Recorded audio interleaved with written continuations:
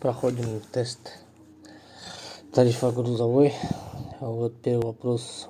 Сколько сколько грузчиков может быть на одном заказе? Один или два? Как оплачивается время разгрузки? Так, 10 минут бесплатных, после этого платное ожидание идет. Ну, это по теории, по факту так не получается. Вот. Как получать заказ с доплаты за услуги грузчика написано. Так,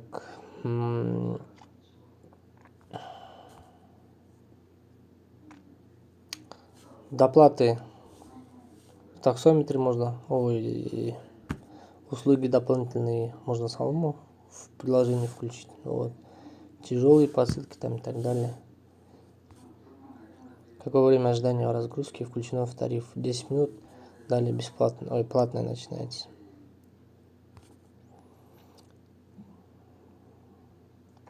Так, когда вы подъехали на конечный адрес, нажимаете ждать. Как только все разгрузится, нажимаете завершить. Что необходимо сделать при остановке на промежуточной точке? Нажать нужно ждать. Возможно ли заезды в промежуточные точки на маршруте? Да, если клиент указывает в приложении промежуточную точку. Так, вот все, мы тариф грузовой прошли. В принципе, вопросы легкие. Вот. Успехов в работе.